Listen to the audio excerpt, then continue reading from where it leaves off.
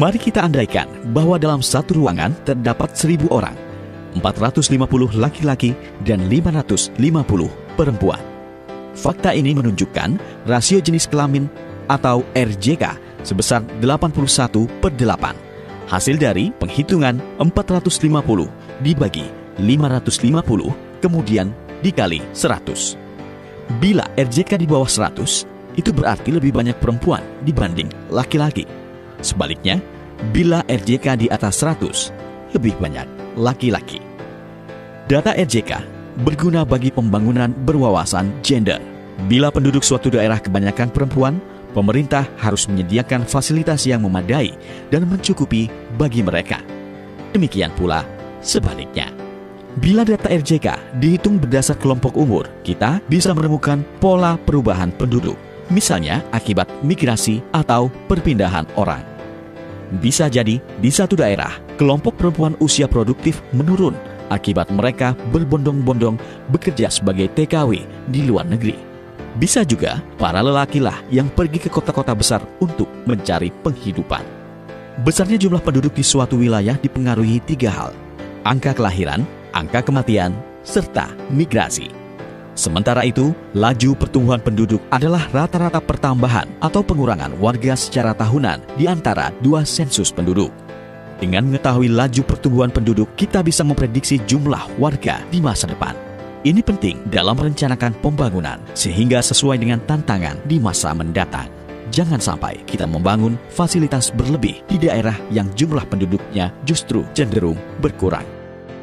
Selain konsep rasio jenis kelamin, jumlah penduduk, dan laju pertumbuhan penduduk, ada pula konsep kepadatan penduduk. Ia menggambarkan jumlah penduduk untuk setiap kilometer persegi luas wilayah. Luas wilayah yang dimaksud adalah luas seluruh daratan pada suatu wilayah administrasi. Di Indonesia, Jakarta adalah wilayah yang memiliki kepadatan tertinggi. Konsep lain yang penting dan sering digunakan dalam mengukur keberhasilan pembangunan adalah pendapatan per kapita. Alat ukur ini menunjukkan pendapatan penduduk secara rata-rata. Cara menghitungnya, pendapatan negara secara keseluruhan dibagi dengan jumlah penduduk. Menggunakan konsep pendapatan per kapita, kita mendapat gambaran kondisi kesejahteraan masyarakat. Nah, itu semua tadi adalah gambaran manfaat dari data dan statistik kependudukan. Dengan menggunakan data serta statistik, kita bisa lebih memahami sesuatu secara lebih terukur dan akurat. Bukan hanya soal penduduk atau demografi, tetapi juga soal ekonomi, politik, sosial budaya, pendidikan, kesehatan, hingga pertanian. Data dan statistik merupakan salah satu penopang penting ilmu pengetahuan. Dan tentunya saat belajar dan memperdalam ilmu, termasuk ketika melakukan penelitian serta menyelesaikan skripsi dan tugas akhir, mahasiswa dan pelajar sangat membutuhkan data.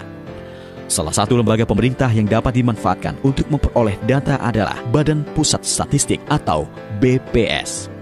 Lembaga ini hadir di Jakarta, di setiap ibu kota provinsi, dan juga masing-masing kabupaten kota. Bahkan, petugas lapangan BPS yang bertugas mengumpulkan berbagai macam data ada hingga tingkat kecamatan di seluruh pelosok Nusantara. Mengandalkan petugas yang sangat banyak dan tersebar luas, data yang dikumpulkan BPS menjadi sangat bisa diandalkan keakuratannya. Dan kabar baiknya, banyak data Badan Pusat Statistik tersedia secara gratis. Bisa dicari di situs www.bps.go.id. Contohnya adalah Berita Resmi Statistik atau BRS. Setiap bulan, BPS mengadakan konferensi pers dengan mengundang pihak media untuk mengumumkan data-data terbaru BPS dalam BRS. Jika ingin membaca langsung buku publikasi, datanglah ke perpustakaan yang berada di semua kantor BPS baik di pusat, provinsi, maupun kabupaten kota. Jika ingin membeli buku terbitan BPS, kunjungi ruang galeri buku yang berada di kantor pusat BPS di Jakarta. Atau bisa juga kirim email ke bookstore@bps.go.id atau telepon 021 381 0291 extension 7445. Jika ingin membeli soft copy, buku publikasi, data mikro hasil survei dan sensus atau peta digital, datangilah ruang konsultasi statistik yang berada di kantor pusat BPS di Jakarta atau kirim email ke bpshaki@bps.go.id dengan mengisi form permintaan data. atau telepon 02135070057. Lalu, apa saja data yang bisa didapat di BPS? Data yang disediakan Badan Pusat Statistik dibagi dalam 3 kelompok besar: data sosial kependudukan, data ekonomi dan perdagangan, serta data pertanian dan pertambangan. Untuk data sosial kependudukan, diantaranya tersedia data tentang sebaran penduduk secara geografi dan sebagainya, indeks pembangunan manusia, kesehatan, pendidikan, perumahan, serta lingkungan hidup. Untuk data ekonomi dan perdagangan, diantaranya tersedia data tentang ekspor-impor, nilai tukar petani, pariwisata, upah buruh, industri mikro dan kecil, serta industri besar dan sedang. Terakhir, untuk data pertanian dan pertambangan, diantaranya tersedia data hortikultura, kehutanan, perikanan, perkebunan, pertambangan, peternakan, serta tanaman pangan. Untuk mengetahui lebih lanjut tentang layanan yang diberikan dan mengakses data-data Badan Pusat Statistik, kunjungi situs www.bps.go.id.